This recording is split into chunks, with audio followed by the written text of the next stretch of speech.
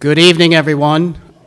For those of you who may not know me, I'm Kelsey Jones. I am the president of the Bradford County Historical Society, and it's my pleasure to introduce the speaker tonight. But first, a couple of items. If you see everything covered up here, it's our online auction coming up. It begins Monday. What'd you tell me, Matt? There's 160 items online so far. There's books, there's antiques, there's collectibles, there's vintage items, there's a weekend getaway to Seneca Lake for 2 nights, so there's a lot of items. So if you get a chance, go to Facebook or our website and bid on some great items.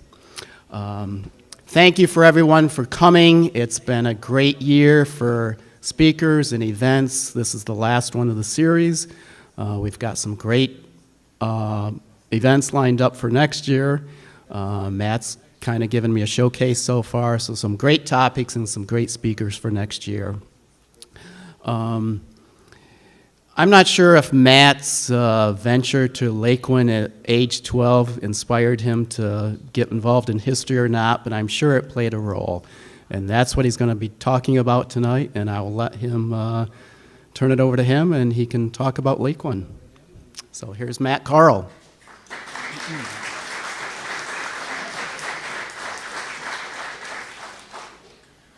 What you have just witnessed is the first time in 17 years that I've been introduced at Friday night at the museum. So I have to take a drink for that. I'm going to turn the lights off.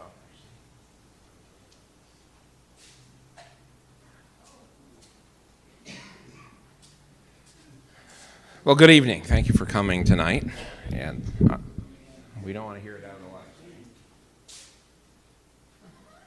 I'm live streaming, I'm speaking, I'm everywhere tonight. It could go wrong. I don't know. We'll see what happens. So I have been all around speaking about LAQUIN over the past year since this book came out to the Pennsylvania Lumber Museum and down to Williamsport and up to Sayre, and all of these things I do on my side volunteer time. And so this book I did for Leroy Heritage Museum.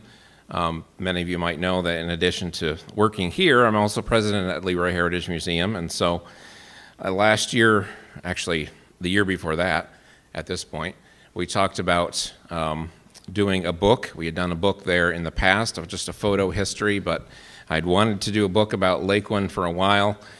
And so I'll get into a little bit about that. If you haven't been to Leroy Heritage Museum, this is a good time to promote it. So there's a picture of what it looks like. And so this house ties into the story of the mountain and of LAQUIN. And you can read about a whole chapter about it in the book, about how that works. But today it's a museum and covers all the southwestern Bradford County area. And we're open Saturdays, May through October. So there's 2 Saturdays left to visit this year. If you haven't been there, Saturdays 1 to 4, you can check that out. And so you'll find the largest collection of things from LAQUIN anywhere is there, in addition to things from Leroy, Canton, Granville, and the rest of Barkley Mountain area. So there's a lot of things to check out. Plus the building itself is pretty beautiful inside, the history of it and the woodwork and everything that came from the mountain that we're talking about. So that's a good thing. This is the book that we're talking about, and it's available in the gift shop for sale. So if you don't have it, you can leave with one tonight, and I would be glad to sign it for you. So when I did this book, it started to be maybe 350 pages or so, and it ended up as 500, which is the max that you can do with the printer that we use. And so it ended up being a college textbook instead on the history of LAQUIN. So it ends up being pretty heavy, so you can use it for more things than just reading. You can use it as a doorstop if you wish. But I'm happy with how it turned out. And so the story here starts when I was 10 years old, actually, Kelsey, and 10 years old, yes. 1992 and November, so just about this time of year, I went on a trip with church group to stay in a cabin overnight at LAQUIN. And I'd never been there before, never heard of the place. We got in a vehicle after we got home from school. We're transported there. By the time we got there, it was dark, so we had no idea where we were. So I guess that maybe that just added to the whole mystique of the whole thing and made an impression in my mind. I don't know, but so we got there in the darkness and saw the cabin, and that's all we saw. And then we stayed there that night. And in the morning, someone walked us around and showed us foundations that are there and explained what they knew about it, which wasn't a whole lot, but it was enough to get me interested in wondering what this place was. So when we woke up in the morning, I looked out the back window of the cabin, and this was the view that I saw, and that's what sparked my interest in local history. It's kind of interesting that one view does that, but that's what happened. And that tower-looking thing that's in the middle there, it just fascinated me. I wondered what was going on way out here in the woods. Obviously, the town's not there now, but I was being told there was one there. And this must have been a giant place. And so I wanted to know more about it. And so I got home from that trip and probably couldn't shut up. My parents are here, and they're the ones that witnessed this happen. So I talked and talked and talked about it, and still am years later. But started a little scrapbook about it, started keeping little clippings out of the newspaper, 10 years old. And then one day we visited my grandfather, and I learned that I had family that had lived there and worked there. So, of course, that drew me in a little bit more. And so some of the ones I learned about were Frank Holcomb, who's there. He was a store clerk. He's circled there in red. He worked for the Barclay family. And his brother Lamar worked in the store briefly and then went to the chemical plant where he had the ends of two of his fingers chopped off accidentally. And so this is a pretty interesting picture. He's in his World War I uniform. He went to the war from LAQUIN. And I blew up the picture on the side. That is the hand in which the two pieces of finger came off from. And he's holding that book there, and you can see the two fingers he lost, the ends of the two fingers. So he's another relative. On the other side of the family this is Lee and Carl, my dad's side of the family. And he was in the CCC camp that was at LAQUIN. And so over the years, I've ended up coming up with at least 9 people that I was related to that were living and working there over the years.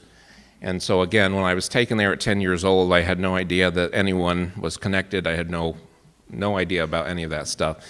And so it's almost like it was meant to be. I was supposed to find this out.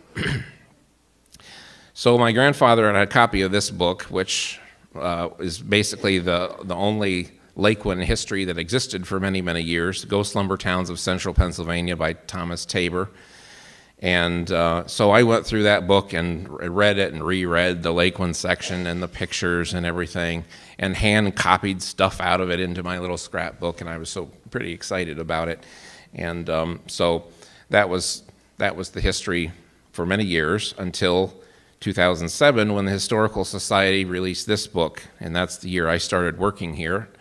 I came here 20 years ago, was on the board, but 17 years ago started working here, and this was the first project to do, was to finish laying out this book. Guy and Marty Abel had written it for us.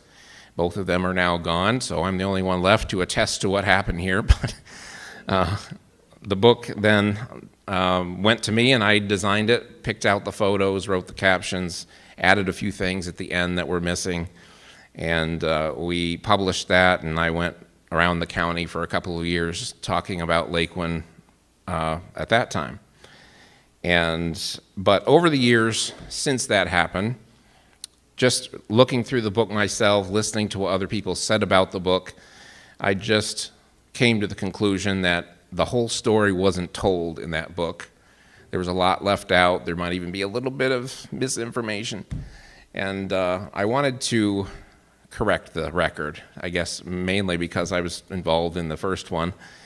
And in defense of the first book, this was research based on someone else's work, Dr. James Smith, who researched 30 or 40 years, never finished it, and died before wrote his book. So trying to do a book based on someone else's research when you have no idea what they wanted to do or how it was going to turn out, that was a difficult thing to do. So we did what we could with what we had. And what's good about this book, though, now, and you can still buy it out here in the gift shop, it's full of personal interviews that Dr. Smith did. He was audio tape recording interviews starting in the 1960s. We still have them today.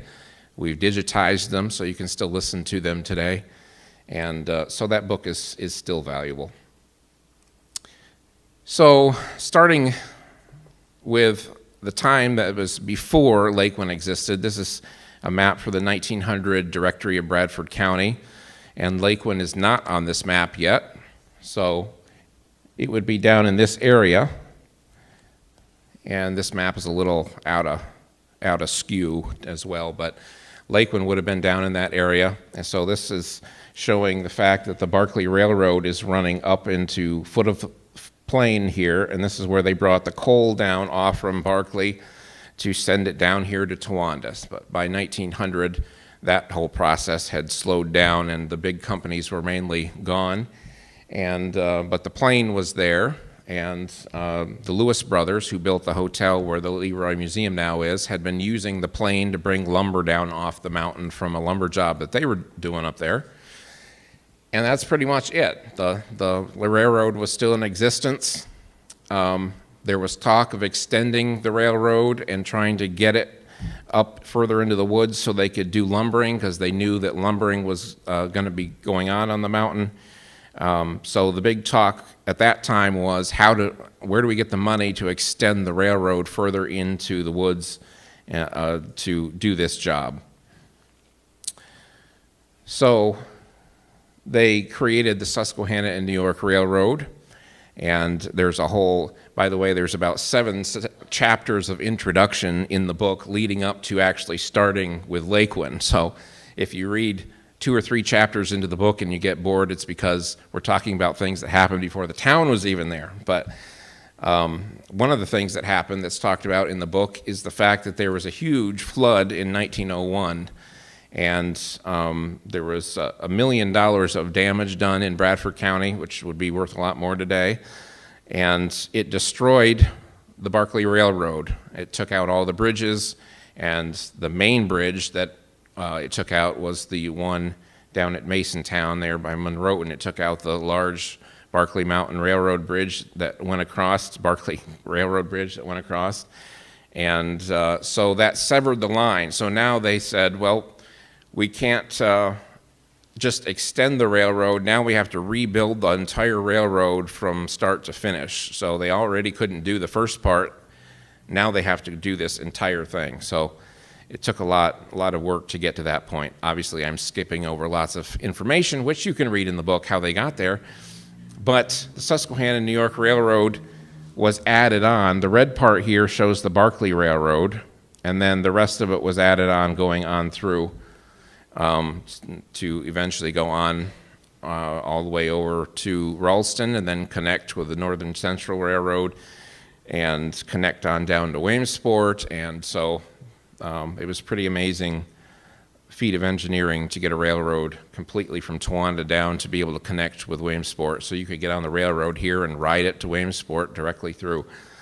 So that's what they had to get done first. So they put out a contract because the Union Tanning Company wanted their land to be cut of trees so that they could take the bark and use in their tanneries. And the Barclay brothers of Cinnamon, Pennsylvania won the contract. The Lewis brothers of Leroy, who had the mill I already mentioned on the mountain, they had been at Carbon Run. They had built this hotel in Leroy, and they bid on the project. They thought they were a sure winner for this contract because they were already there. They already had their equipment in there.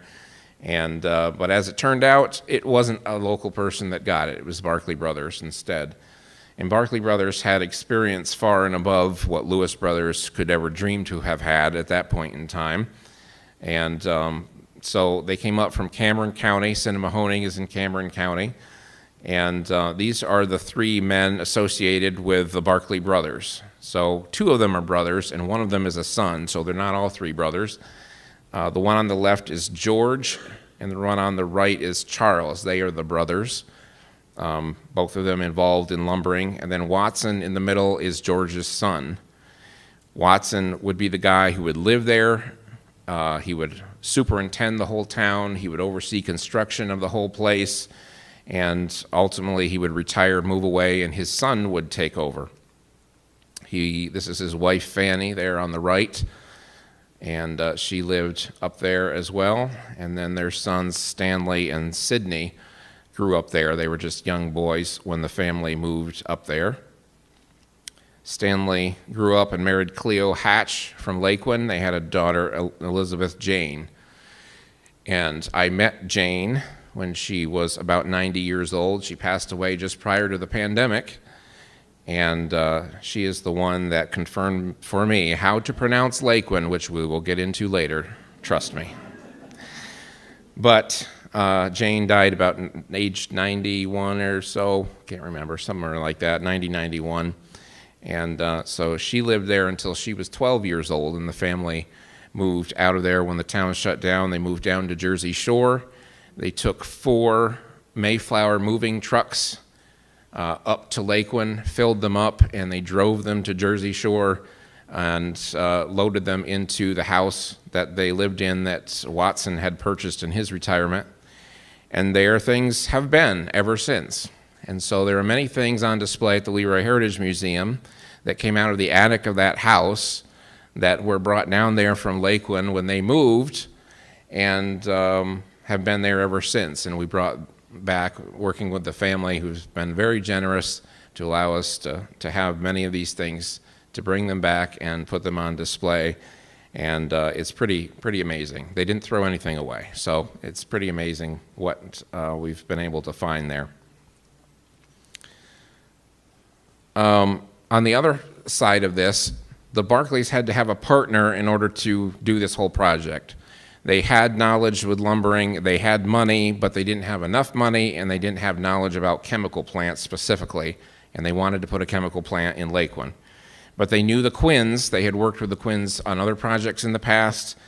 T.H. Quinn and Company was mainly headed up by the guy in the middle there named Matt Quinn, and he's kind of the mastermind of it, although some of his brothers were involved, and then his 2 sons on either side there later became involved, and a third son, when he grew up, became involved as well. So it seemed to be a popular thing back then that families and brothers got together and did big, massive projects like this. So in this area, we have the Jennings brothers and the Kaisers and all of these people that did all these big investment projects and made a lot of money in the process. So they created the name of this new town by taking 2 letters out of Barclay and 4 letters out of Quinn and putting them together to make LAQUIN, not LAQUIN. It's not a French word, ladies and gentlemen. It is a combination of letters out of 2 families' names put together. So let's dwell on this pronunciation. First of all, September 3rd, 1903, there was already a problem with pronunciation of the name going on because they had felt the need to specifically spell out in the newspaper, LAQUIN is pronounced with accent on the first syllable. The word was coined by joining the last syllables of the words Barclay and Quinn after a letter had been dropped from each. Just in case you needed to know, they published that.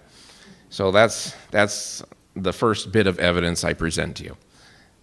Second, we've gone through all of the recorded interviews that Mr. Smith, Dr. Smith did with people who lived at LAQUIN, including many who were there right in the beginning. Unfortunately, he did that recording work when he did because those people didn't live long after that. So those recordings were the only thing available today, listening to those people and how they talked and whatnot. All of the people who lived there in the early days in the beginning of LAQUIN are on tape saying LAQUIN. So that's my second bit of evidence. One of those people is Daniel Hartman, who's pictured here. And Mr. Hartman was the right-hand man of Watson Barclay for many years, his personal secretary. He is on there saying LAQUIN. And Mr. Hartman, being Mr. Barkley's personal secretary, worked closely with him a lot, and he probably would know how to say it, working with the man who created the name. But let's move on from this pronunciation thing.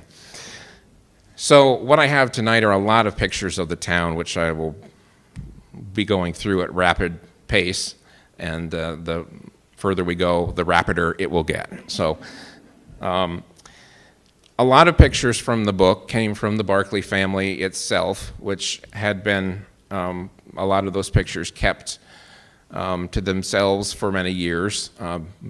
Different people have tried to write books or said they were going to write books over the years and didn't do it, didn't follow through. Some people went down and interviewed members of the family over the years claiming they were going to write something and would pronounce the name incorrectly and they weren't happy with that.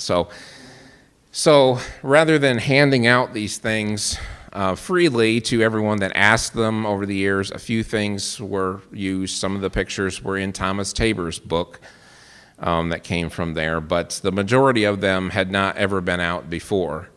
And after Jane passed away, I had the opportunity to work with her daughter, and her daughter during COVID almost passed away because of COVID. And in that process, she came to the realization that this story needs to get told, and if I don't do this, we're not really doing the family any good by just keeping all these things tucked away.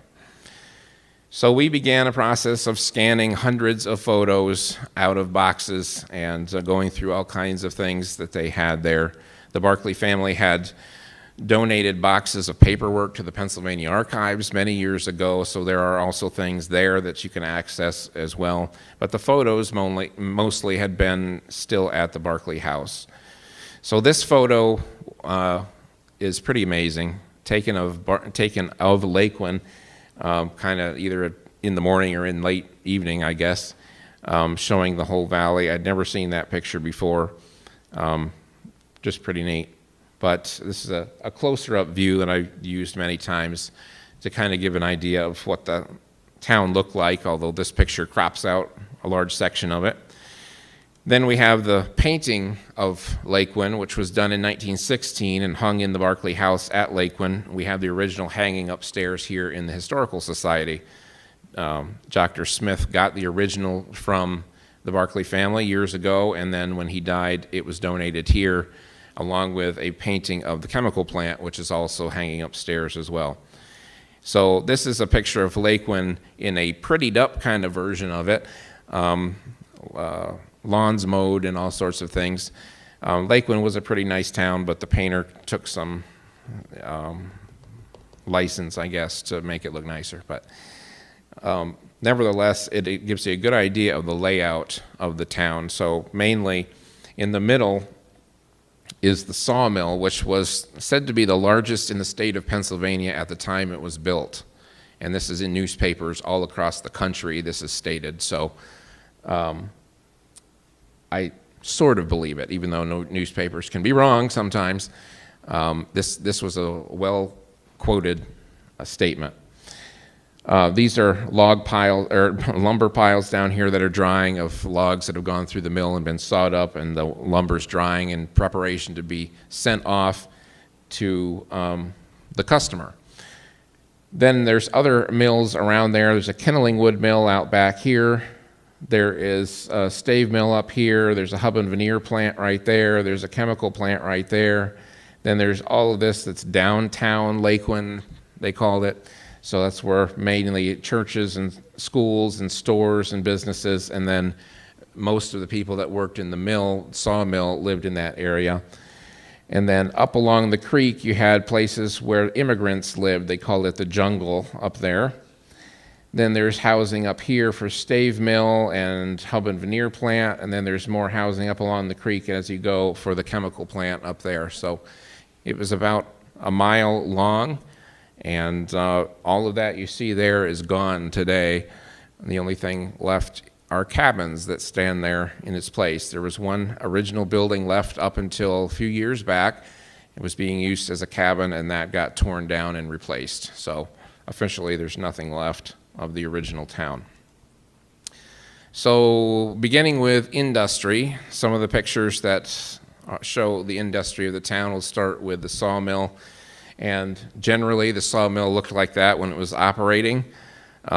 They were burning wet wood, sawdust and chunks of wood to power the steam engine in the mill.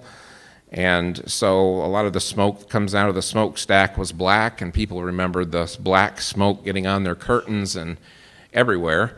Imagine breathing that in as well. But that's just how those plants worked in those days. Smoke came out of smokestacks like that all over America.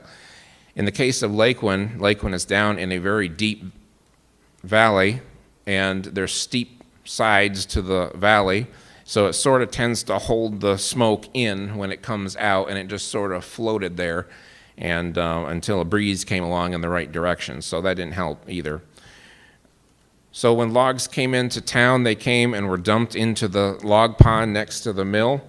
So these are logs actually floating on water. You can't even see the water. There's so many logs in the pond.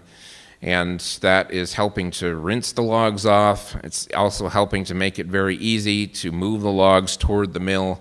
So very little human difficult effort had to be put into it at this point. This was sort of a new ingenious way to run a sawmill back then. This is looking at the pond from the opposite direction. The pipe in the middle is a steam pipe. They pumped hot steam into the pond to keep it from freezing in the wintertime so they could continue the operation going. And today, the foundation of the end of that pipe that held the pipe up in the middle of the pond is still there, and that's what it looks like. They used a lot of concrete in LAQUIN. So mainly what's left there are the portions of buildings that were concrete. So next to the mill was the powerhouse.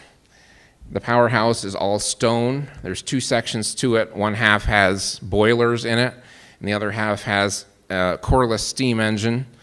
And so the steam engine is what powers the mill. And there's a line shaft that runs through under the floor of the mill, and everything's tied to that and runs that way. And so all of the sawdust comes out of the mill into the boilers. It's burned in there. It all works together and basically powers itself, so that they didn't need any outside power to make the whole thing run, which is also pretty ingenious for these guys. The steam pipe is running there across the middle of the picture, and also there's a little building over here that they generated electricity in order to have lights. And they had lights along several of the main streets. They had lights in the store, the Barclay House, and major places, basically. Some people had light bulbs in their houses. No one had anything that you plugged in. There were no appliances. All you were getting, if you got anything at all, was a light bulb hanging from the ceiling. But a light bulb hanging from the ceiling in the early 1900s in Bradford County was pretty darn amazing. Leroy, just the closest town to LAQUIN, just 4 miles as the bird flies over the mountain, did not have electricity until 1927. So this town out in the middle of nowhere was producing its own electricity, had its own lights, producing power to run this mill out of nowhere.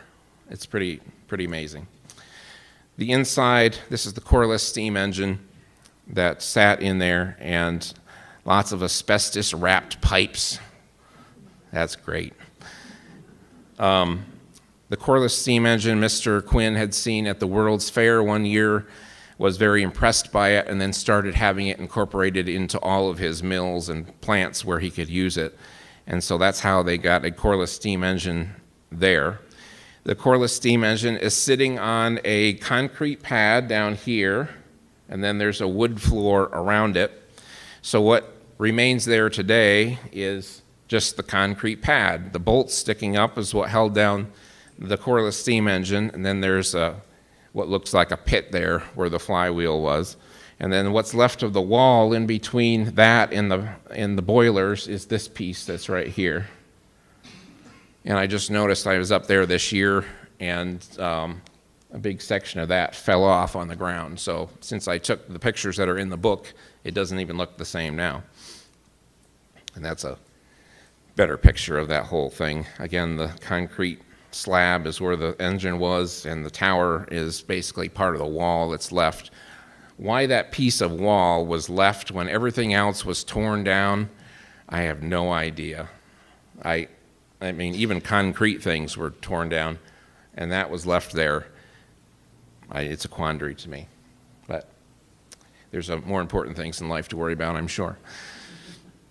So the sawmill, in later years, had a second a smokestack added, and so pictures that show the mill with two smokestacks usually were taken after the Central Pennsylvania Lumber Company took over the mill.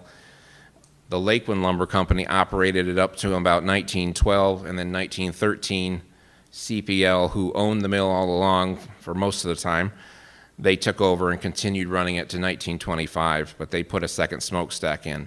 And that second smokestack is what that base of concrete was I just showed you. They're the ones that put that into the corner of the boiler room to have a second smokestack. Why they did it, I don't know, but that's what they did. So the opposite side of that, that's the concrete they poured and built the base of the smokestack, and so that brick is what the stack sat on. But when you walk up to it, you can see how they build it tapered to kind of taper up and then in toward the stack. And so that's pretty neat. The stack was pretty high. And so the one at the stave mill, I think, was 100 feet in the air. This one was not quite so tall, but maybe 40, 50 feet, something of that nature. Maybe more. The sawmill, I never really saw anything that actually said. But anyway, either way, the smokestack is so high in the air that you have to have wire rope, guy wires coming down to hold it in every direction so it doesn't flop over on the ground when the wind comes by. So one of the things left there today are these concrete blocks with blacksmith forged loops that are embedded in the concrete that held the smokestacks in place. And those are all around in a circle the area where the smokestack was. Those are concrete blocks that the main part of the mill sat on, footer blocks. And so when lumber came out of the other end of the mill, it got stacked in a lumber yard to dry before going off to market. And so this picture came from the Railroad Museum of Pennsylvania, who I found had many photos taken by a photographer that had traveled around. And so this particular one, the Barclay family also had. So I found the negative of it and found the original of it as well. But it's pretty neat because it shows the size of the men compared to the size of the piles of lumber.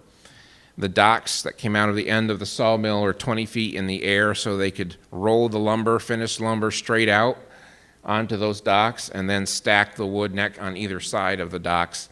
And the docks are 20 feet in the air, and then you can see the lumber is stacked even higher than that. So one board at a time, those guys handed the lumber down. They had leather chaps, they had leather gloves, and piled all that by hand. So on the left is lumber, on the right is lath, because we were in the lath and plaster days, so they were producing lath to send out as well. And there's a Lehigh Valley car there too, which is kind of an interesting thing. So behind the sawmill was the kindling wood mill. The kindling wood mill existed to produce bundles of kindling wood that were sent out to cities. In the city, you couldn't go out back and chop firewood for your kitchen stove to start up breakfast in the morning.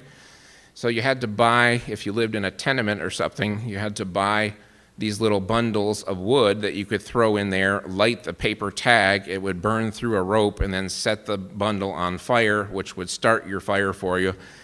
And they made a whole business out of providing these to people who lived in cities. And that's what a kindling wood mill does. So there's two different buildings to the kindling wood mill. There's the part on the left, which is the sawmill. They had their own little sawmill in there, and then boilers underneath that kept the whole thing going, as well as providing steam to the second building.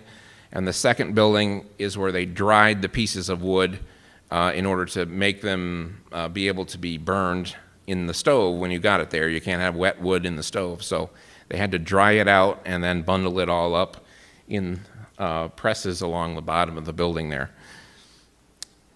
So the second building is a tall building. There's many pictures of that. It burned many times. This is another picture looking from the Schrader Creek on. And this one has weird things floating down the creek here. And that's because up the creek was the Barclay Chemical Plant, which discharged things into the creek that they didn't need. So people remember that the water was black. You couldn't see the bottom. It kind of had a funny smell for many years. So, but that's not unique to the Barclay Chemical Plant. That was how all chemical plants operated back then. They discharged into the creek whatever was useless, and it just floated down the creek and wound up in the ocean, I guess. But that gives you an interesting illustration of what's floating there in that creek. So obviously, people weren't taking water out of the creek to drink, but some of the immigrants were using the water to wash with occasionally. So today, what exists of that is this foundation. This is the foundation of the first building. These are the boilers that are in behind that wall, the base of the smokestack for that building, a boiler room, and then an engine room off the side. And there are 2 boilers in there. They kept going. They provided, again, steam to run the whole operation, but then they pumped steam over to the second building, which was sat on these footers, the tall building, in order to dry out the wood. Moving on up the valley was the hub and veneer plant. There's no good pictures of it. I've looked everywhere, and I've been looking for a long time, and everyone I know of has been looking for a long time, and no one can find a picture that's good. So we have to rely on pictures of zoomed-in shots of it out of big aerial photography, or pictures taken from the mountain, I guess. And so they're always fuzzy. But basically, it was tucked back behind the stave mill, and so when people went through town on the railroad, photographers and their cameras and so on, they didn't bother to take a picture because they didn't know anything was back there, I think, is what happened. And so even though it was there for a while, it was ignored, and then it was the first place also that shut down and went out of business. So just no photos seem to exist of that. But the hub and veneer plant is the place where they created wagon wheel hubs, the wooden ones for wooden wagon wheels, which cracked, and so they made no money off from that.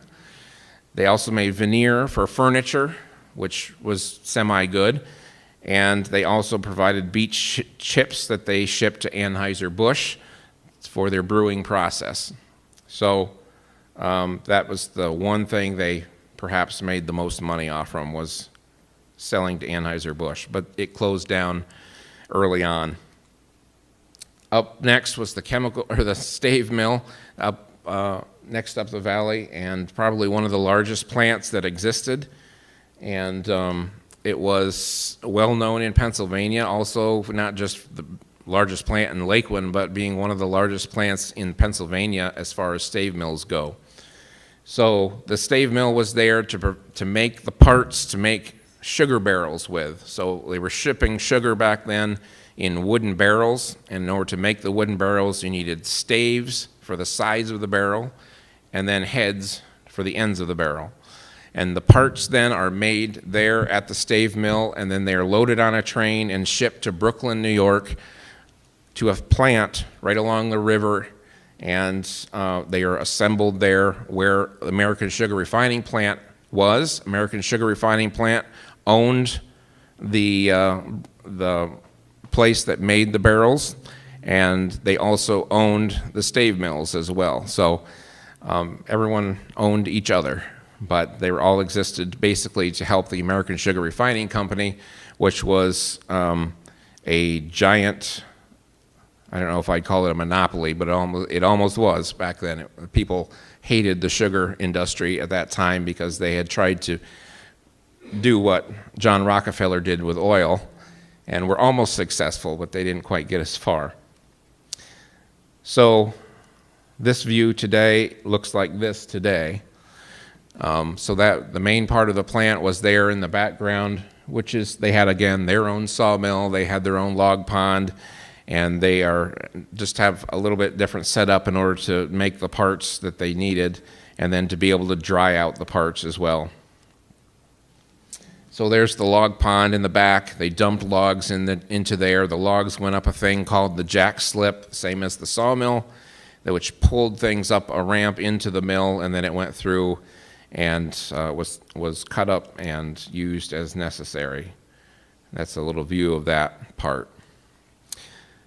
And so they dried in little buildings out on the side here. There was an oven over here that they sent the heads through in order to dry, and then the staves went out into sheds that were further on down the valley. That's a picture of the brick building where the heads were dried. And again. And so this is a picture taken in the 1960s of what was left at that time. It was in Thomas Tabor's book. And this is what that view looks like today. So little at a time, concrete just continues to erode away until nothing's left. But another reason I think it was important to finally get something in a book. And that's another view. So down below the stave mill lived this family, the Cushaney family, and they lived there toward the end of LAQUIN.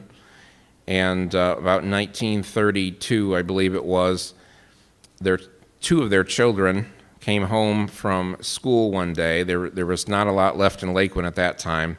And the kids would walk home for lunch from school, eat lunch at home, and then walk back to school.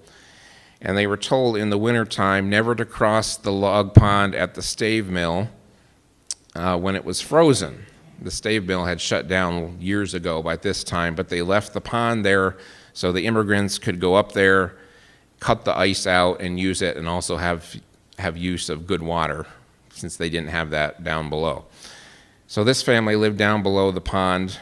These two children of theirs, Anna and Andrew, Anna age 7, Andrew age 9, left school, walked home, and Anna decided to cross the pond on the ice.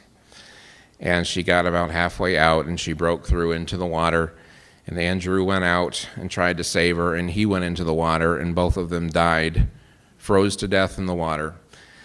So their mother, a little while later, came out, wondering where they were and why they hadn't come home for lunch. She went up on the bank of the log pond, looked down the valley toward the school to see if they were coming, and she saw that the ice in the pond was broken, and she rushed over and saw that her two children were froze to death in the water. So she ran, got her husband there, and he came back. He managed to get them out of the water, but they were dead by that time. So this was a huge story in the Daily Review, and the Daily Review actually went up there and interviewed the family.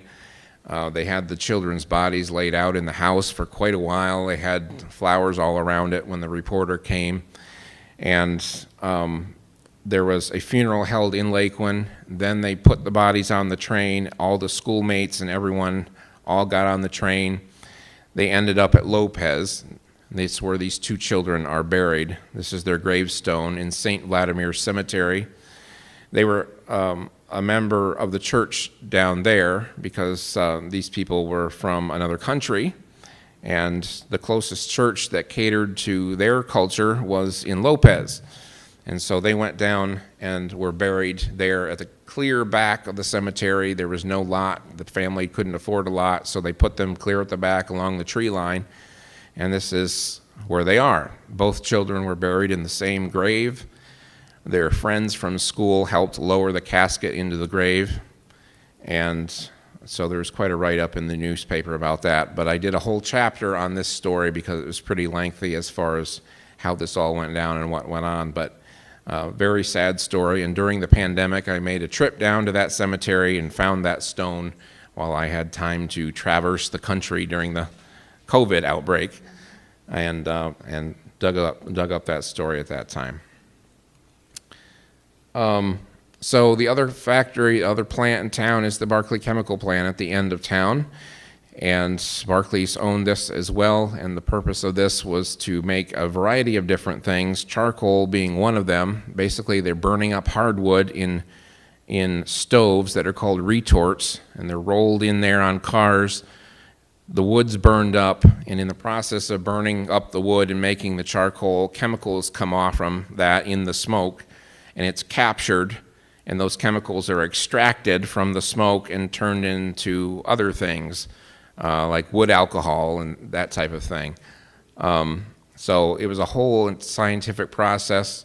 I can't ever remember all the details to explain it all to you, and you would be dead by the time I got done. Anyway, but they hired a scientist to work there, needless to say, out in the middle of the woods in Bradford County to run a chemical plant, because while this was in operation, World War I was going on, and one of the products they sent off to be used in smokeless gunpowder during World War I, and the government helped supplement the plant and keep it open as an industrial plant that's helping with the war effort. So that's pretty interesting.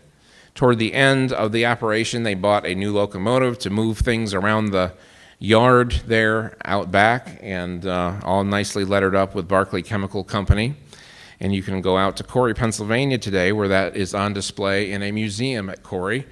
That's where Climax locomotives were made, and that was a Climax locomotive. And so when LAQUIN shut down, the Barclay family sold this locomotive. It went off to another railroad, and ultimately it found its way back to Corey when Corey decided to open a museum. They got this train back there, they restored it, and they built the museum around it. So it probably will never come out of that building. But you can go out there and see something that was actually used in LAQUIN, which is pretty neat. And I have not been there, so maybe we'll have to have a bus trip or something. And the chemical plant grounds is where the Civilian Conservation Corps camp set up at the end of LAQUIN when they were basically cleaning up the mountain from the lumbering that had gone on. They built their camp there on the wood yard out behind where the factory was, and you can still see the concrete blocks that are foundations of those barracks buildings still there today, as well as the mess hall and everything is in that area, which is very much infested with ticks and other creatures. So if you go check it out, beware. So I put this one together because people are always interested in how people died in LAQUIN, I guess. So it is kind of interesting how some people met their demise, and in those days OSHA didn't exist, and so that leads us to this list of things. So we have people, these are literally reports out of the newspaper. Someone had their skull crushed in a dynamite explosion, struck by falling trees, crushed while unloading logs, mangled in industrial machinery, burned to death, train wrecks, which one of them is shown in the background, crushed between train cars, thrown under the wheels and disemboweled, shot to death because there was a criminal element up there, especially among the Italian folks. I'm not discriminating, I'm just telling you what was going on. So the Italians seem to have a problem with the liquor. And the last one, of course, disease, smallpox, diphtheria, scarlet fever, influenza, and some people wandering out in the woods and dying of exposure. So there's a whole chapter in the book about horrific ways that people died at LAQUIN, if you're really into that. But I just mentioned all that there now. I think what's important about it is to realize what people who lived here before us went through to create what is here today that we take for granted, I think. So people lived hard lives. People came from other countries looking for a new life here and died and never found it. So it's all part of the story. It's all part of something to remember when we talk about what went on at LAQUIN. So where did people live in town? There were boarding houses. Single men who didn't have a family lived in a boarding house, usually. This is the Stave Mill boarding house. This is Jane Carrington's boarding house, and so she was a lady that was, I think she was single, and she took care of a whole group of men who worked in the sawmill. And there were another boarding house as well, but there were also places down where the immigrants lived, and a house that could hold maybe 4 people would have 18 people living in it. So wherever you could find some place to live is where you lived. Sawmill and mining houses, there were people who lived on the other side of the creek. They built their little bridges across to their homes. No one owned their home, by the way. It's all company property, but you could build it. These are coal mining houses for miners that worked up on the mountain and brought coal down to LAQUIN in order to keep the chemical plant going, and it was used in other ways as well, used on the railroad, of course. But these miners rode cars up the mountainside every morning in order to do coal mining up there. But some of the nicer homes, this is a pretty good example of a home in LAQUIN. Usually, maybe in this case, a couple rooms on the first floor, a couple rooms on the second floor. This is one of the earlier houses when they first started building the town. This is what the houses looked like then. They sort of made them bigger after this because larger families came. But most of the houses are like this one, which had about 3 rooms and a lobby on the first floor, or an entryway, and then 3 bedrooms and a hallway on the second floor of that house. This particular house was where a former board member of Leroy Heritage Museum, Marie Lloyd, at the time she was born, she was born in the house in the 20s. Her father worked in the sawmill and her mother in the hotel. And she lived there until she was 2 years old. So for a while, we had someone who was born in LAQUIN on the museum board, which was pretty impressive. And Marie O'Hara, as she was known in Canton in later years, lived until she was in her 90s as well. And then this is an idea of houses kind of all over the hillside. As the town grew, more houses were built, and many of them by a contractor named Charles Ruddy, who built a lot of the houses on York Avenue here in Towanda.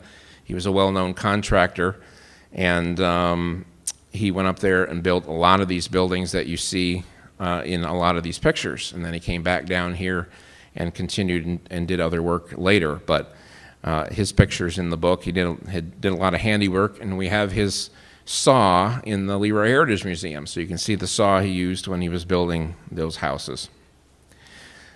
So, stave mill houses. The people who were immigrants lived, I said, in the jungle. That's down by the creek. Those houses were just shacks along the creek. They were not even as nice as the houses that were sawmill houses, or even the nicer houses that stave mill employees lived in. These were just thrown together, single board width walls, so very cold in the wintertime. Not many pictures of them, but the ones taken were when the place flooded. And so here are houses falling into the creek, or just about to, in one of the floods that occurred. So that gives you an idea of the little shacks that they lived in down there. And then this family, I always point out, because they took time to have their family portrait taken before the porch fell off the house into the creek. So you can see they're sort of sitting on the edge there. And later on, there's another picture, it's not on here, that the house actually lost its porch, so they did that just in time. So the stave mill also had places for the kind of the higher class employees, I don't know how else to say it, but especially people that had families, lived in these double houses, so 2 families in a house, one on each side of the wall. And there was a whole row of these along the road there that those people lived in. And then that boarding house I mentioned earlier is at the end, so they did build a lot of houses for their employees. The guy who was the superintendent of the stave mill lived in this place up on the hill, and this was a cabin. This is the place I said that was there up until very recently, and it was torn down. It was a log cabin, and there were different buildings in the complex. I don't think this particular one was that. It's the other building down there that was used as the cabin. But the superintendent of the stave mill decided to use company money to build himself a regular palace in the woods. And so he built this big giant house there in seclusion, and he outfitted it with all sorts of pioneer-like fittings and things that cost a lot of money for the company. He built this clubhouse out back for all the friends to come and play cards and smoke cigars in. And he hired this done, so imagine how much work someone took to put all those little pieces of logs on there like that. And he had a separate wash house as well, so this was quite a whole compound he had set up. And he was later fired and replaced after they discovered what he had done there. But He also had 2 pet bear cubs that he kept chained up behind the house, and this was a pretty wild thing. The kids came to the house to see these all the time, so many people remember seeing the bear cubs out there. So what became of them or what happened when they got too big, I don't have any idea, but there they are. Chemical plant houses, finally, they were down by the creek. There were some of them there, and further on up the creek, up here in this painting. So they lived, mainly employees lived near the plant that they worked at until you got toward the end of LAQUIN, when people just lived anywhere that a house stood that was in good condition. And then we have the upper class houses. So that would be the doctor's house, and the doctor has his exam room in here, and a dentist came through every so often and would meet people there as well, but the doctor lived there. We had the station agent's house. The guy that ran the Susquehanna New York Railroad Depot there in town lived in this pretty nice house, 2 stories. And then the Mapes house. And originally this was meant for the personal assistant of Mr. Barclay. It was right next door to their house. But then after he left town, the Mapes family moved in, and the Mapes were there till the very end. They were the last ones to leave.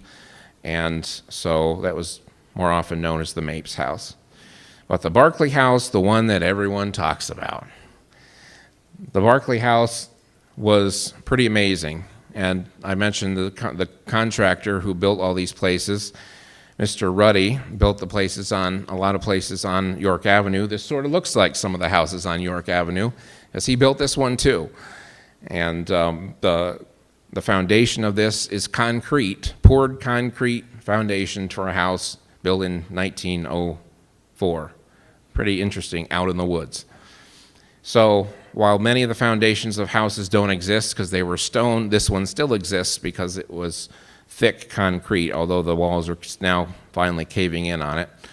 But it was perched at such a position in town that Watson could look across and see the sawmill. He could see the hotel in which employees were coming out of there intoxicated, so he would know who to fire.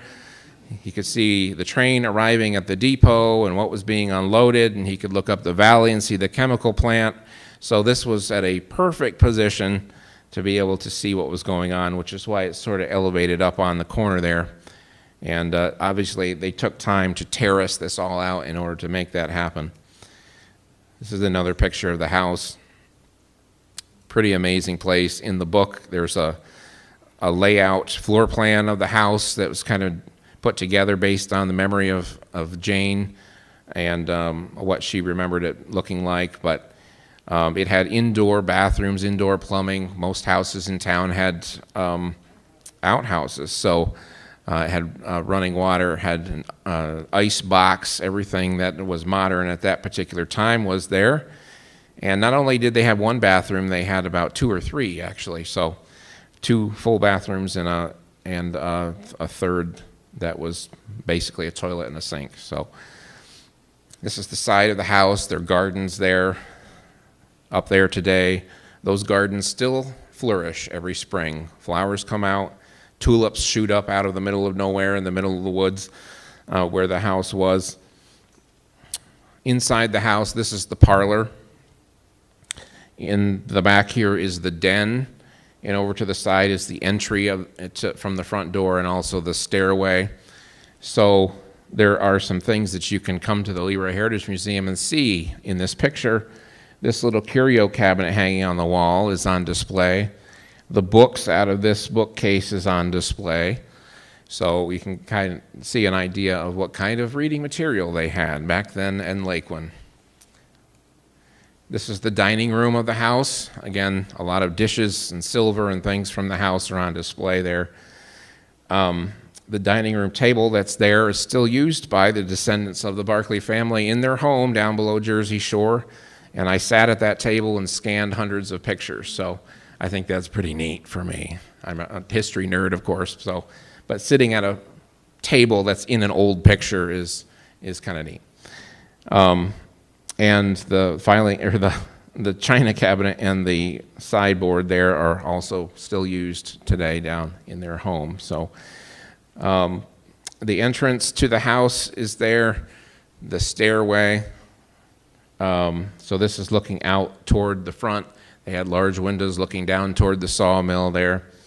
And so all of this gone today. It was one of the last houses that remained. Clear up into the 60s. People still tell me about going inside of it. I'm told recently, which I wasn't aware when I did the book, that someone tore it down and moved it to New Jersey and rebuilt it, but I don't know. There's still mysteries to be solved. I don't know. Out back, they had an above-ground swimming pool at the Barclay house, so they laid it up with stone and coated it with concrete, and there was your swimming pool out in the middle of the woods. And not very deep, of course, but deep enough. And there were springs coming down off the mountain. The springs fed the pool there, and so there's no chlorine in there. It's just water continually running through to keep it clear. Had a fence around it. There's a big tree in the back here, and if you go up there today, it's private property, by the way, but if you happen to be standing there sometime, you can see the outline of the pool, and the rotted remnants of that tree is still there in the background. So you can line it right up and pretend you were there. And this picture gives a better view of the pool. Later on, they bought a full-on playground set intended for schools, but they bought it for Jane Barclay to use and her friends living there toward the end of LAQUIN. And that was delivered on the railroad and was all assembled there in the back lawn. And it still exists in a barn down below Jersey Shore. So what remains of the Barclay house today is this foundation again. It was concrete foundation. That's the foundation of a fireplace that was in the entry of the house. That, since I took that picture, half of that broke and fell over. They had indoor running water and bathrooms, as I mentioned, so here's some of the plumbing from that. So moving on to the next, the downtown part of LAQUIN, we had the railroad depot. The downtown is this area right in here. The sawmills over here, the Schrader Creek, the sawmill houses, but the downtown is kind of this area right in here. And that's what it looks like from the sky today. So if you see the outline of this road here and then go back to look at the map, that's this outline of the road right here. So Keystone Avenue goes to Watson Street and then to Susquehanna Avenue is right here. Keystone Avenue, Watson Street, Susquehanna Avenue. And that's the road you drive in on when you drive in the one end of the valley. You can see where the little places where they stack the lumber along here, the sawmills in the trees, and the log pond is over there as well on the side. This is one of the earliest pictures of town when they were just starting to build houses. The store was just a tiny little building at that time and also had an office in it, what the lumber company used as they got started. And this is what the painting shows of that area. But the depot was built, one of the first buildings built along the Susquehanna New York Railroad.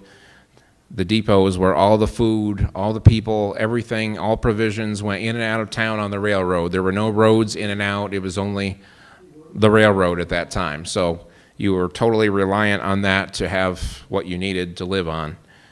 Another picture of the depot shows this dock on the side. It was built up high so that when the rail cars pulled in with provisions for the store, it was level with the dock and they could just roll the things right out on carts and straight to the store and didn't have to do a bunch of extra work. They rolled it around here and right into the storage doors on the store.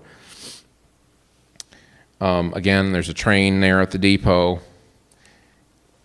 And another thing that you can go off and look for is in Mississippi. This is Susquehanna, New York, number 116 that used to go back and forth across the railroad and through LAQUIN, and it still exists down in Meridian, Mississippi in a park. And again, it was used by another railroad, found its way down there. There's a museum called the Jimmy Rogers Memorial Museum, which is very small.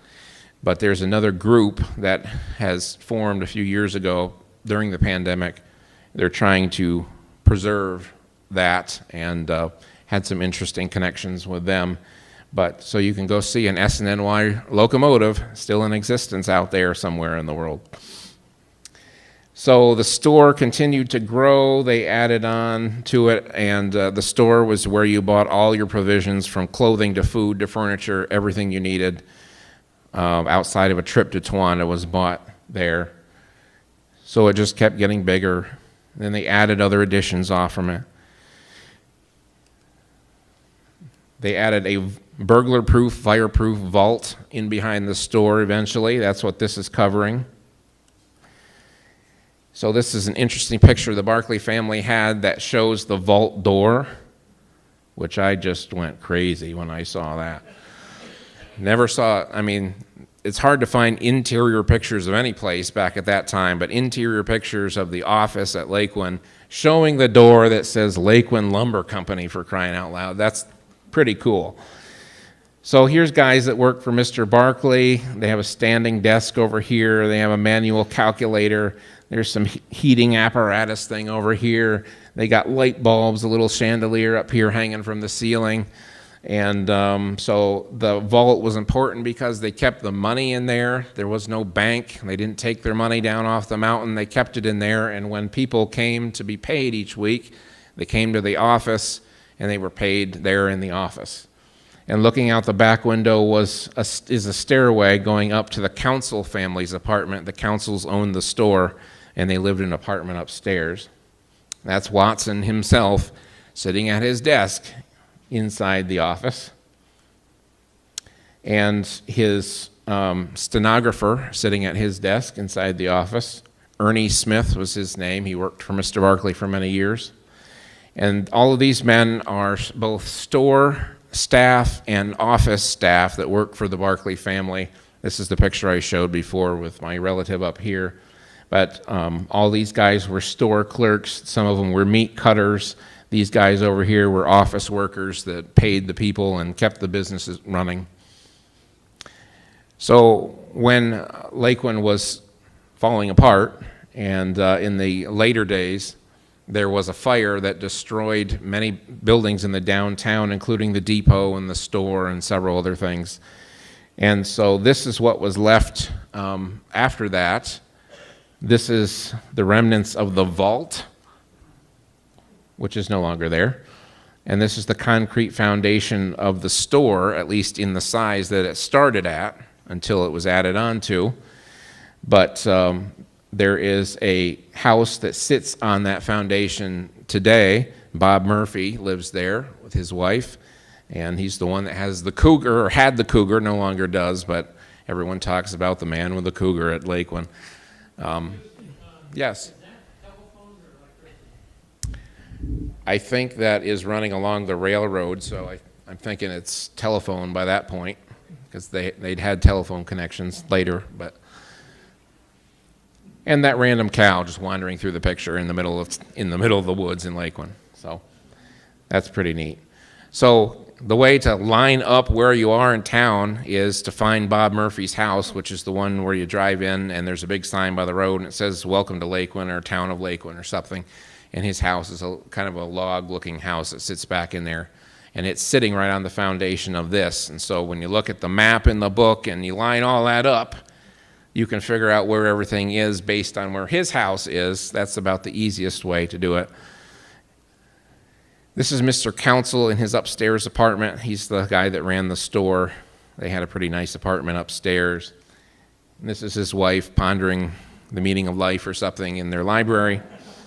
And again, upstairs, they lived there many years as well, the Council family. They had a son that went off to World War I. They had many other children that they had a daughter. In fact, it was a nurse in World War I. So it was quite an active family there in town. And Susquehanna Avenue, which is basically Main Street. And these are the things along Susquehanna Avenue. We have a schoolhouse built for the young people, grades 1 through 3. And it was the only school at first, and then later it became just grades 1 through 3 as more families came to town. Sorry, there's the picture. It turned out to be a house, and it turned into a schoolhouse later on. So that's why it looks a little awkward. But looking from that building, looking down the street, Susquehanna Avenue, there's a restaurant, photograph place, hotel, the post office and barber shop. The Barclays house is out of view up here, the Mapes house, the Baptist church, some other houses were in here, the Methodist church, and the school, all in one big line right down the main street. Also, again, Susquehanna Avenue. By the way, people that lived there didn't know what Susquehanna Avenue was. That's what the maps show when they drew up plots of the town. They planned out the town before it was built. It wasn't just sort of haphazardly put together. And on the maps, the streets are labeled. But people who lived there in Mr. Smith's taped interviews all said, we didn't know there was street names. There were no signs or anything. So that's why it just says Main Street up there, because that's what people called it. So again, the restaurant, two sides, had an ice cream parlor on one side, restaurant on the other side. And in the later days of LAQUIN, you could buy some illicit liquor out of there possibly, but we won't talk about that. In the upstairs was a lodge hall that the Oddfellows met in, but it was also used for elections, town meetings, school graduations, parties, everything imaginable. And it was all upstairs. If you were handicapped, you just didn't go to the event, apparently, because everything was on the second floor back then. This is the ice cream parlor. So again, imagine an ice cream parlor out in the middle of the woods in LAQUIN. There's the stairway to the second floor. And again, next to that is a photo gallery there. So there were so many pictures taken of LAQUIN because there were many photographers taking pictures at that time. But one of them, C.H. Crum, lived in LAQUIN. This was his studio. He was taking pictures on glass plate negatives.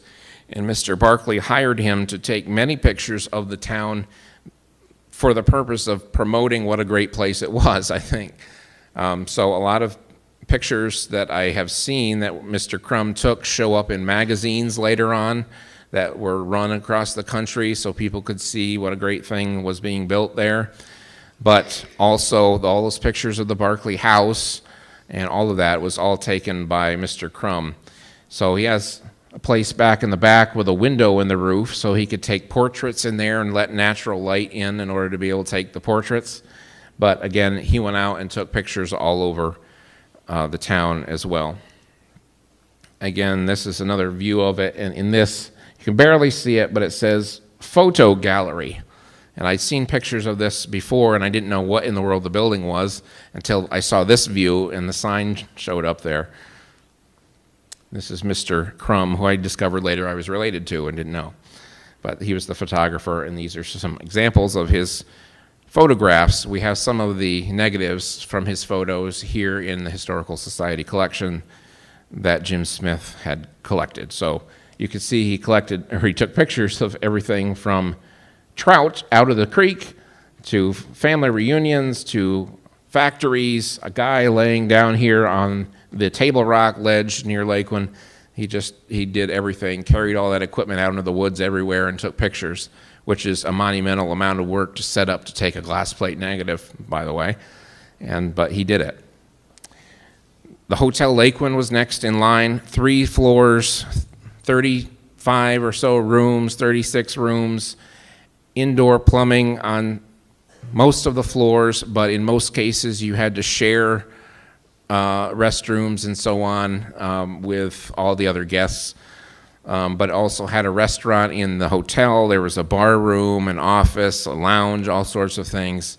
It was a giant building, and built by Mr. Bull of Towanda, who the Bulls later remained in a similar business later on, but he was up here at LAQUIN running a hotel at that time, and he had paid for the building of this hotel as well. So when you came to town and to visit, people didn't have guest rooms back then. You had to stay in the hotel or if you were a single man and didn't have a family and you couldn't find boarding in a boarding house, you could live there in the hotel. That's another view of it. The post office in this building was in the front. The barber shop is in the back. There's the barber shop windows. That's another good picture of it. Mr. Richards was the barber at one time, and there's a guy waiting to have his hair cut. That's a pretty cool picture.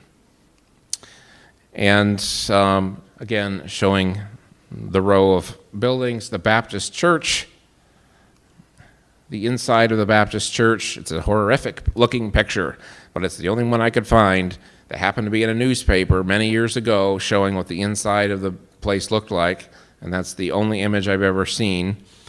So the pulpit is in the Leroy Heritage Museum. The pews are in the Faith Baptist Church outside of Canton now. They're used there. They used to be in the East Granville Baptist Church. That is the place that got destroyed by a tornado. If you recall, not many years ago, a tornado went through Bailey's Corners area and wiped out the church. Fortunately, all of this had been removed from there, and it was pretty much abandoned by that time, or else all of this would have been lost. But this church brought down the pews, the pulpit, the choir chairs, all of that from the church at LAQUIN, and everything was sold at auction in the last 20 years. I was at the auction and bought the pulpit. That's how I know. But the chairs all got split up and were bought by many different people, but the pews were sent to the Faith Baptist Church, where they are still used today. That's the outline of the Baptist Church Foundation. And you can see on the foundation, they went to the effort of making it look like blocks were laid up, but this is all poured concrete. So no blocks were laid here, but it certainly looked nice. And they put a cornerstone, not in the corner, but in the middle of the building, setting in concrete. So that cornerstone is on display at the Leroy Heritage Museum today. That's what it looks like. It used to sit on the back porch of a cabin until I pleaded with the owner to have it brought to the museum, and we hauled it down here. Dad and I did that, almost killed ourselves. But we got it there, and it's there for you to see today. It even has a hole in the top of it where the time capsule fit down inside. What became of that, I don't know, but kind of a neat thing. And then from the Baptist church on, there were 3 other houses. 2 of them were gone toward the end, so when you look at some pictures, there's 1 house, then there's 3 houses, then there's 1 house because of that purpose. The Methodist church and the school. Methodist church, again, was a pretty nice place. What's left of it is this concrete furnace room down here in the bottom, and some pillars that it sat on, some footers. But that's all that's left of this particular building. That's what it looks like now. And inside of it, it was a pretty nice place. So there's pictures of that in the book as well, a few others that I found. And then the school, which ended up being built after many families came to town. It was grades 4 through 8, 8th grades when you graduated from high school back then, unless you chose to go on to a bigger town that would have more education. But there were 4 classrooms in there, so 1 for each grade, and it was used for many other things over the years as well. This is what one of the classrooms looked like. This picture was in the Barkley Mountain book. This was the first graduating class in 1909, sitting on the stage in the upstairs of the restaurant. And then finally, what did they do in LAQUIN? They're out in the middle of the woods, I said a few times, so baseball seems to be important. This is the baseball field that was there in the middle of town. It's basically a swamp now. They had to put drainage through there in order to keep it dry enough to use it as a field. But you can see the players there, and the newspapers always said that thousands of people showed up for the game. So whether that's exaggeration, I don't know, but at least it was in the hundreds, so I don't know. Here's a pretty neat picture. This isn't in the book. This came to me later after we did it, but of 2 brothers. One played on the LAQUIN team, one on the Monroe team, got their picture taken together. But there is a picture of a player in the book in his full costume that I had found previous to this. They had an orchestra there which played in the churches. They had a band there that played for community events. They had parades every time they possibly could and marched up and down the street. playing for all sorts of things. The Oddfellows got all dressed up in their regalia, and they came out and marched, and the Patriotic Order Sons of America got out there, and they marched, and parades were a great thing. The Methodist Church Ladies Aid Society, this was in the Barclay book. Circus came to town many times. This is one of the circus tents. Here's a bear climbing up a tree, and everyone, especially the kids, gathered around the bottom, oohing and eyeing over it. I think it says traveling showman, so it came along with a traveling guy. This is a guy playing music, traveled around, took tips. Again, parades, everyone marching up and down. Drinking, very popular. In the weekend, they carried kegs out into the woods, and they would drink, and then they would box each other with bare fists. So that was their fun. You can see them demonstrating that for you there. A close-up of the restaurant. All these public buildings had this fancy lettering all over the glass windows. The office had it, the restaurant had it, the store had it. It was pretty nice. So they took pride in their buildings, considering it was a lumber town. It was very nice for a lumber town. Toward the end, as cars became more available and people didn't know what to spend their money on, they bought cars and had them delivered on the railroad. But there's no roads out of town yet. So you just drove back and forth in the valley, back and forth. There were some old log roads by this time you could drive through, up and down through there. There's some in the pictures in the book of them kind of off-roading through water and everything with one of these. And but they were pretty proud of their vehicles. And here's a family all lined up in a train being pulled by a locomotive, and everyone's all hooked up. I think that's the Palmeter family children. Mr. Palmeter worked for the stave mill, but he took pictures on the side, and several of his pictures are in the book. And what did the teenagers do? Well, they wandered around town on Sunday when everything was closed down, and they took selfies of themselves with their little cameras that were coming out at that time, and their friends took pictures and whatever. So here's two ladies being very daring and climbing up on one of the tanks at the chemical plant. In all their finest. So they got their picture taken, but there are a lot of other pictures in the book of the teenagers climbing all over industrial equipment and things to get their picture taken, and then they'd be chased away by the guards that were hired to watch over the place when they were closed. Here's some kids that are up to no good there. Over here, I don't know what this kid's doing. He's got this doll here in his hand. So pictures are pretty neat of this town. LAQUIN had a silent movie filmed there, in addition to all these other things. We were close to New York City, obviously, and New York City was the movie capital at that time. Hollywood didn't exist. So because we were connected by the railroad so easily, people could come out, film movies here in Bradford County and this region, and they'd filmed a lot of them. So one of them was filmed at LAQUIN, almost exclusively there. They took a few other views from Ellington and other places, but they stayed here in Towanda. They commuted on the railroad up there every day, shooting this movie called The Heart of Jennifer in 1915. Basically a love story, and this guy up here is supposed to be a guy who works in a sawmill. Consequently, they wanted to film it in a sawmill town.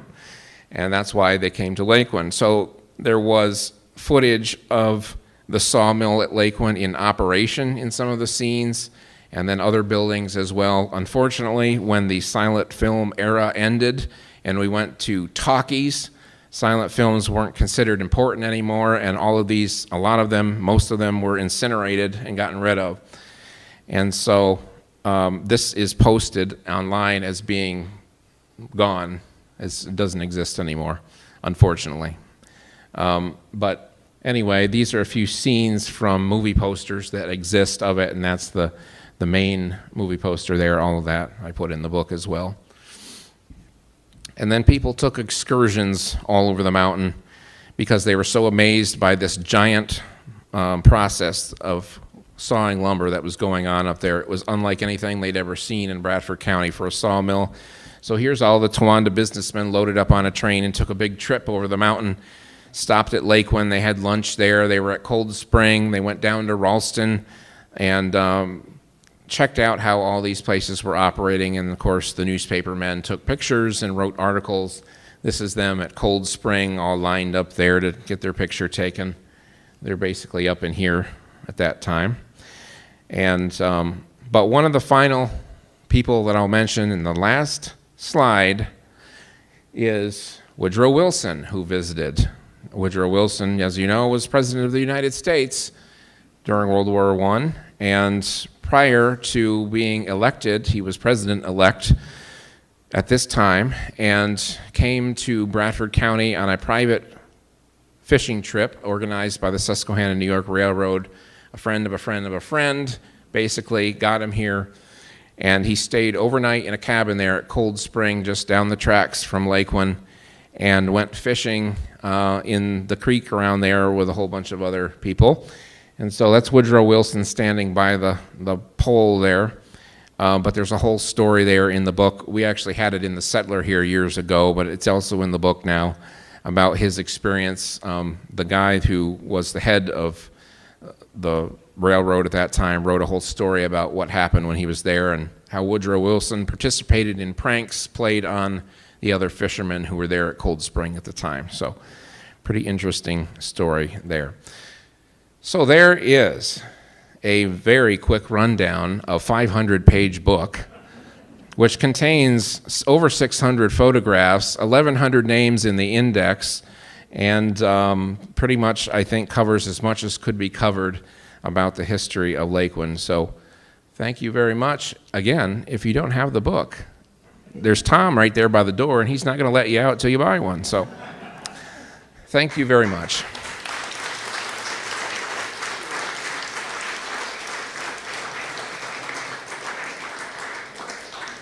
And also thank you, by the way, for Friday night at the museum. This is our last program of this year, and we've had another great year here. We have programs once a month, and so we'd be glad to have you come back next year. Yes? Where did the Barclays originally come from? I have two homes up at Alaska, New York. Okay. And there's a Barclay family there that owns both sides of what they call the Salmon River. Okay?